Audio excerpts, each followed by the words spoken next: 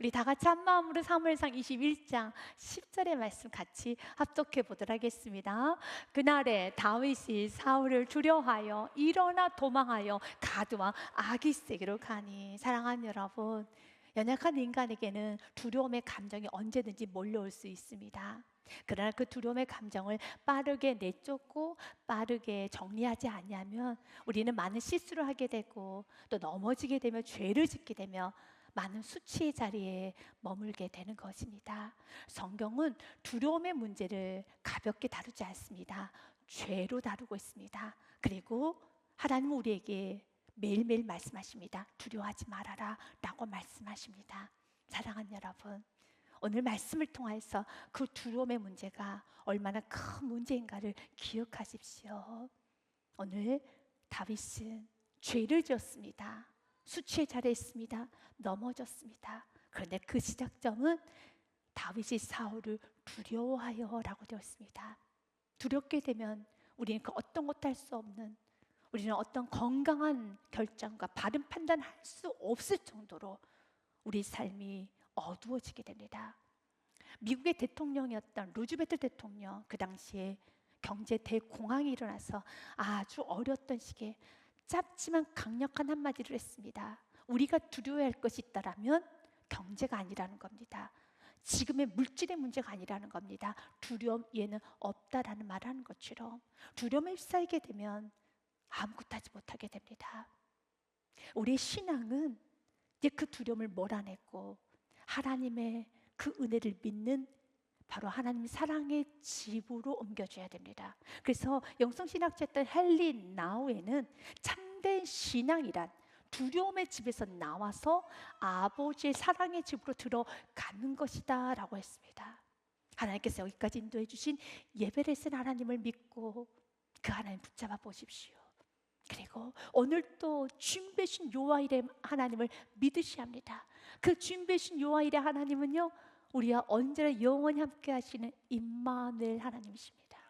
그 하나님을 믿고 지금 이 상황 가운데 매우 무섭고 두렵기도 하지만 그 두려움의 자리에 머물고 있는 것이 아니라 믿음으로 두려움을 내쫓고 다시 여기까지 인도하신 하나님 볼찾고 더 믿음의 길을 가셔야 됩니다. 더 순종의 길을 가셔야 하는 것입니다. 오늘 다윗은 믿음의 길을 저버리게 됩니다. 그리고 살고자 떠났는데 그 땅, 블레셋 땅을 살기 위해서 가면 안 되는 땅입니다. 그 땅에 가면 죽습니다. 너무 어리석은 판단을 하는 것입니다. 오늘 다윗이 10절 말씀에 보면 그날에 다윗이 사울을 두려워하여 일어나 도망하여 가드와 아기스로 갔다고 됐습니다. 원래 다윗은 믿음이 충만했었을 때 두려움이 없었어요. 그는 강하고 담대했었습니다. 그가 블레셋 장수 골리앗 앞에 섰었을 때도 그는 두려워하지 않았습니다.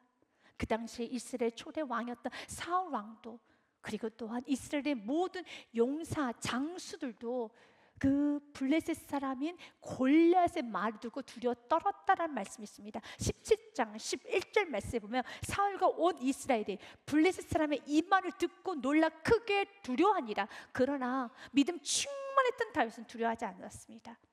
오히려 이렇게 강하고 담대하게 선포를 합니다. 그가 골리앗 앞에서 선포했었죠. 다윗이 블레셋 사람에게 이르되 너는 칼과 창과 단창으로 내게 나오거냐. 나는 만군의 여호와의 이름 곧 내가 모욕하는 이스라엘 군대 하나님의 이름으로 내게 나아가노라. 아멘. 다윗은 믿음 충만했습니다. 그래서 골리앗 앞에 무서워하지 않았습니다. 강하고 담대했습니다. 그러나 그가 자기 인생을 자기가 책임지려고 할 때, 내가 살려고 하고 내가 내 자신을 보호하려고 할 때 점점 더 사울이 크게 느껴지는 겁니다. 그리고 그가 사울이 너무 두려워서 가지 말아야 될 땅 블레셋 땅으로 그가 걸어가고 있습니다. 블레셋 땅은 여러분 골리앗이 살았던 땅 아니겠습니까? 오늘 본문의 말씀에 보니 다윗이 사울을 두려워하여 일어나 도망하여 가드와 아기스에게로 갔다고 됐습니다. 블레셋은 5성읍으로 됐습니다. 그 성읍 중에 한 성읍이 바로 가드란 성읍이 있습니다. 그리고 그 성읍을 다스리는 왕이 아기스였습니다. 블레셋의 골리앗은 가드 출신입니다. 그래서 블레셋 사람들에게 있어서 다윗은 원수 중에 원수입니다. 저 다윗이 우리의 장수를 죽였어. 그리고 저 다윗 때문에 우리가 패배를 했어. 그런데 그 원수의 땅으로 가는 겁니다. 물론 지금 다윗은 생각하기를 사울왕이 나를 못 쫓아오겠지. 맞아요. 사울은 왕이기 때문에 어떻게 적군의 나라 블레셋 땅에 쫓아올 수 있습니까? 못 쫓아옵니다. 사울은 피할 수 있지만 그는 블레셋 땅에 들어가면 블레셋 사람들에 의해서 곱게 죽지는 못했을 겁니다. 아주 처절하게 비참할 정도로 죽었을 것입니다.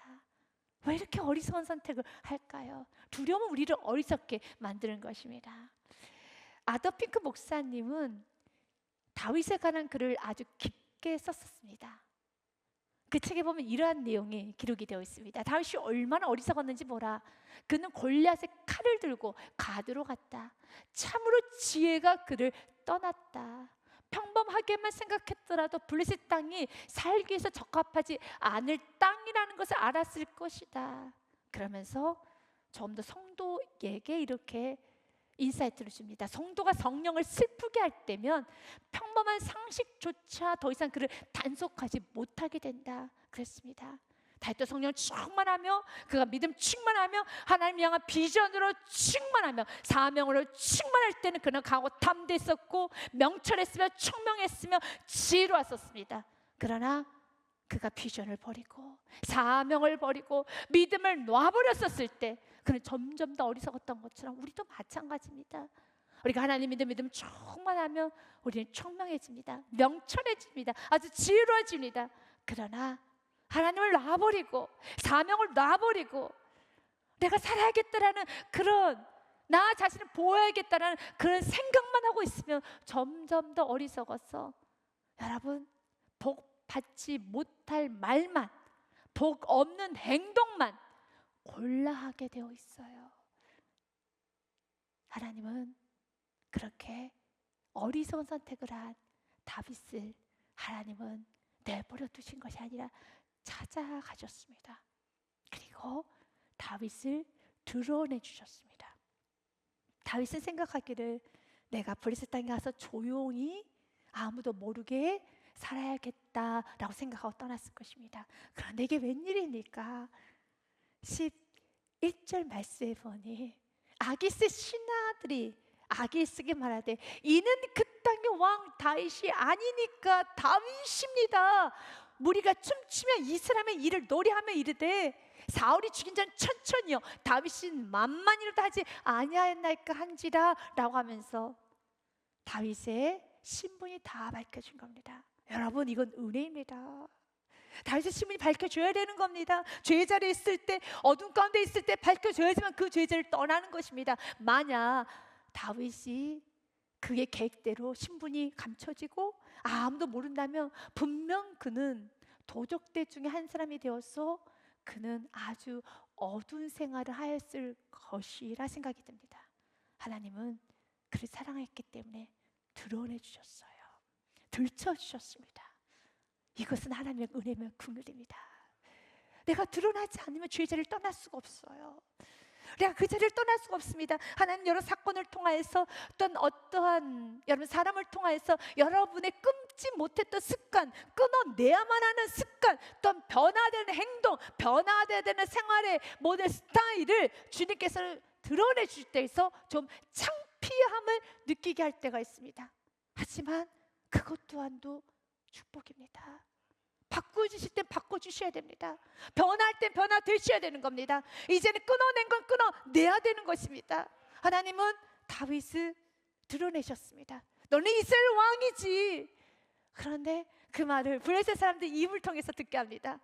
다윗은 그 말 들었을 때 너무너무 가슴이 무너졌을 것입니다. 맞아, 나 이스라엘 왕이지. 내가 지금 못하고 있지. 내가 지금 어디에 있는 것이지. 너무 멀리 와버렸어요. 너무 멀리 와버렸다는 겁니다. 당신 용사 중에 용사 아닙니까? 당신 골리앗을 죽인 그 장수 아닙니까? 그런데 지금 골리앗을 죽였던 그 장수가 이스라엘 왕이 될 사람이 적국의 땅 블레셋 땅에서 살겠다고 여러분 숨어 지내는 그 모습, 다윗은 너무 내가 지금 무엇하고 있는 것일까? 그래서 너무 슬플 것입니다. 그런 하나님의 놀라운 은혜, 하나님께서 오늘 다윗을 그렇게 축복할 수밖에 없는 그 은혜는 다윗을 하나님이 찾아오실 때 거부하지 않고 속이지 않고 하나님 밀어내지 않고 여기서 어떻게 해보겠다는 것이 아니라 그대로 하나님 받아들이면서 하나님 살려주세요, 하나님 도와주세요, 하나님 내가 이 지경까지 왔습니다, 내가 이렇게까지 내 삶이 억울해졌습니다 라고 인정을 했다라는 겁니다. 그러면 되는 것입니다. 하나님 찾아오실 때 거부하지 마십시오. 하나님께서 오늘 동일하게 여러분에게도 말씀하십니다. 여러분에게도 너는 불같이 살아야 될 사람 아닌가? 하나님의 미랄이 되어서 헌신하면서 하나님 나라에서 충성해야 될 헌신자 아닌가? 내가 마치 새신자인 것처럼, 아무것도 모르는 사람인 것처럼, 그 십자가의 뜨거운 사랑을 받지 못한 사람인 것처럼, 그 은혜를 전혀 모르는 사람처럼 다닐 때 하나님은 드러내 주세요. 내가 어떻게 살아야 될지, 다윗은 이스라엘의 왕으로 살아야 되는 것처럼 내가 헌신자로 뜨겁게 불같이 믿어야 되며 뜨거운 전도자로, 뜨거운 헌신자로, 예배자로 살아야 되는 것을 하나님은 드러내 주십니다. 그때 거부하지 마시고 그 길을 가십시오. 그 길을 가십시오. 오늘 다윗이 이제 더 두려워졌다고 성경 기록되어 있어요. 10절 말씀부터 12절 말씀 보면 다윗은 처음에는 사울이 두려워서 하나님을 멀리 떠나 불순종의 길을 갑니다. 그런데 11절 말씀에 보니 다윗의 객돌되지 않고 그의 신분이 다 드러나 버렸습니다. 그리하였던 12절에 같이 읽습니다.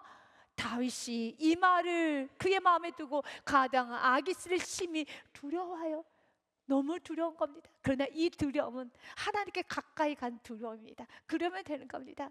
여러분 인생 가운데 두려움이 있죠? 맞아요. 지금 너무 두려워, 다 발각났습니다. 이제 갈 데 올 데가 없습니다. 이제 끝났습니다.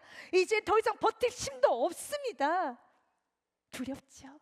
근데 이제 다윗은 그 두렵기 때문에 마음이 무너져서 이제는 나의 처지 현실을 명확히 인식하고 하나님만을 붙잡기 시작합니다. 그래서 찰스 스펄전 목사님 이 부분에서 이런 말을 합니다. 믿음이 없이는 두려움이 우리를 삼켜버리지만 믿음이 있으면 두려움조차도 우리를 하나님께 더 가까이 이끄신다. 하나님을 신뢰하는 사람도 때로는 떨며 두려워한다.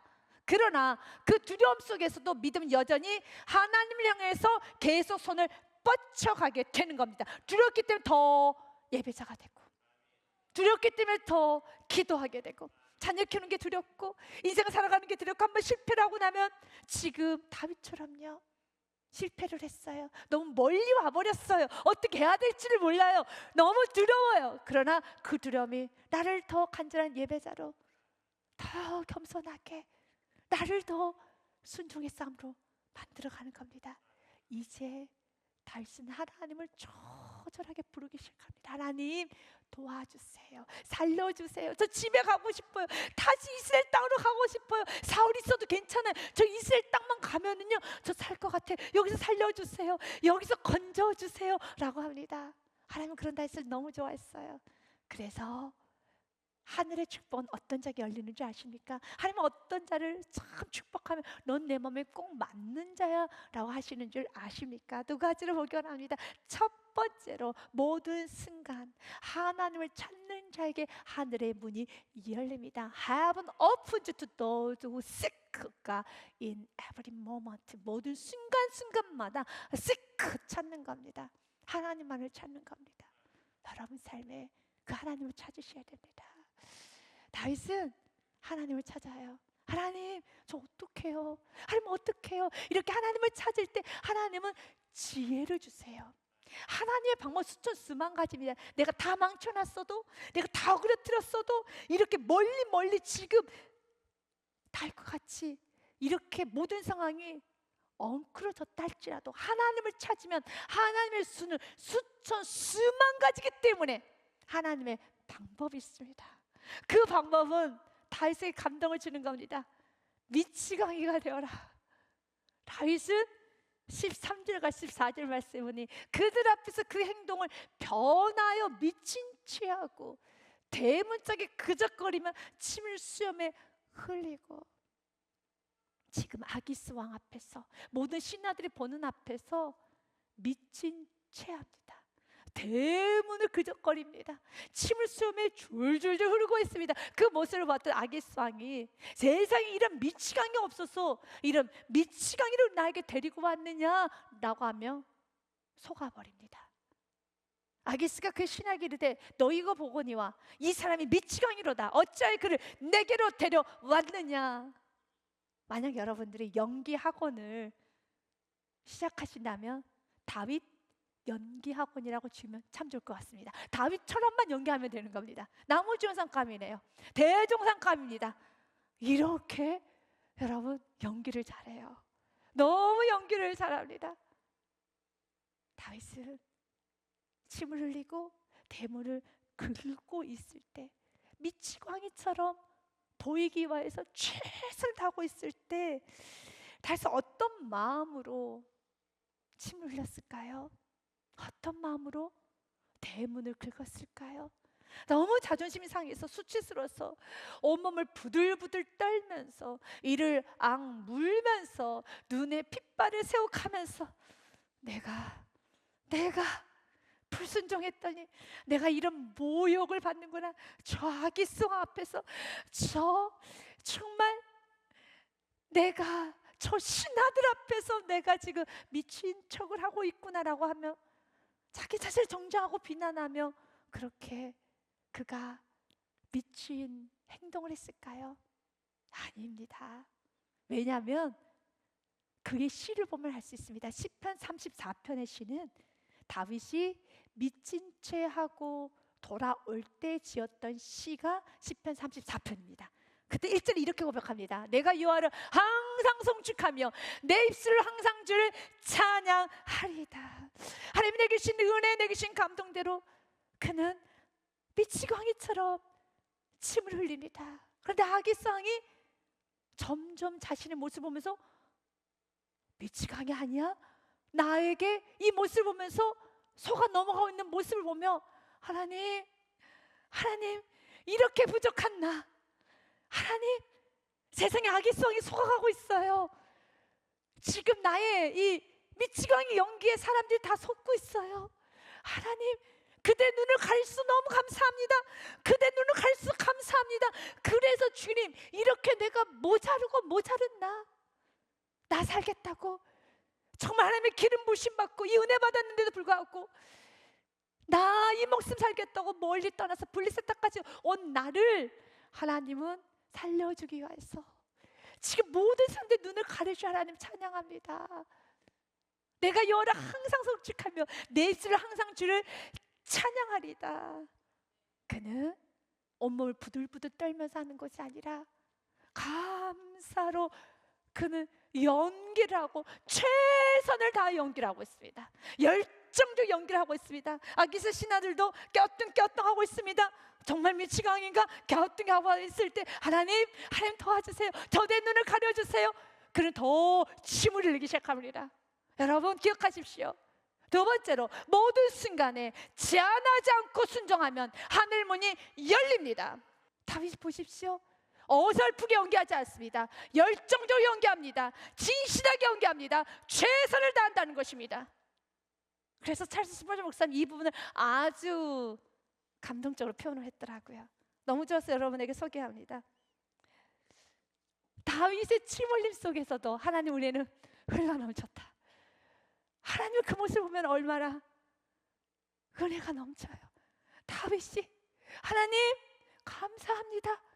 하나님 나의 이 어설픈 연기에 하나님께서 도와주셔서 지금 그들 다 속아 넘어가고 있어요. 다윗은 최선을 다해서 순종을 할 때 그 침 흘림 속에 은혜도 흘러 넘치는 겁니다. 우리가 부족하지만 내가 잘못을 깨닫고 내가 이렇게 살면 안 되겠다 해서 내가 최선을 다해서 순종하기 시작할 때 내가 연약하면 연약할수록 내가 부족하면 부족할수록 내가 최선을 다해서 진실하게 순종하기 시작할 때 하나님의 은혜는 흘러 넘치는 것입니다. 그래서 시편 34편에 그가 돌아오면서 지었던 시 2절부터 4절까지도 계속 읽겠습니다. 내 영혼이 여호와를 자랑하리니 건고한 자들 이를 듣고 기뻐하리로다. 나와 함께 여호와를 광대하시다 하며 함께 그의 이름을 높이세. 4절의 말씀 같이 읽습니다. 내가 여호와께 간구하매 내게 응답하시고 내 모든 두려움에서 나를 건지셨도다 하며 주님이 나를 건져 주셨습니다. 오늘 그 아기스 왕이 다윗의 그 미치광이 행동을 보면서 14절과 15절 말씀에 보면 아기스가 그 신하들에게 이르되 너희도 보거니와 이 사람이 미치광이로다 어찌하여 그를 내게로 데려왔느냐 하고 15절은 같이 읽습니다. 내게 미치광이가 부족하여서 너희가 이 자를 데려다가 내 앞에서 미친 짓을 하게 하느냐 이 자가 어찌 내 집에 들어오겠느냐 하니라 썩 돌아가게 하여라. 아멘 할렐루야 아멘. 믿으십니까? 사랑하는 여러분, 인생을 이렇게 사는 겁니다. 하나님을 찾으십시오. 제한하지 마시고 순종하십시오.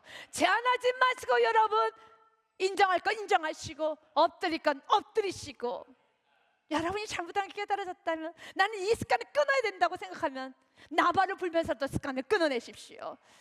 여러분의 삶에 하나님의 은혜가 흘러 넘치는 것입니다. 두려울 때는 어떻게 해야 될까요? 하나님을 찾으셔야 됩니다. 다윗은 어제는 그제는 하나님을 찾았어요. 그러나 오늘은 하나님을 찾지 못했어요. 성경은 다윗의 이 실패한 모습을 미워하지도 가려주지도 않습니다. 하나님 다 드러내셔서 다윗의 그 수치스러웠던 그 행동을 다 기록해 놨습니다. 그런데 이것 또한도 하나님은 사용하셔서 이스라엘 통일 왕국의 왕으로서 빚어가고 있습니다. 여러분 인생에도 수치스러운 일이 있었겠지요. 아픔이 있었겠지요. 달과 같이 미치광이처럼 살았던 시간도 있을 것입니다. 주님은 그 시간도 보고 계셨어요.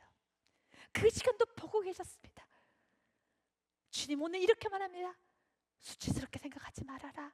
여러분 다윗의 이 미치광 행동이 창피하고 수치스럽습니까? 아니죠. 동일합니다. 하나님은 여러분이 그때 가정을 지키기 위해서 어떻게 살기 위해서 머물렀던 그 시간을 절대로 부끄러워하지 마세요. 하나님은 축복하세요. 그러나 이제는 더 하나님을 찾으십시오. 시편 56편 말씀에 내가 두려워하는 날에는 내가 주를 의지하리다.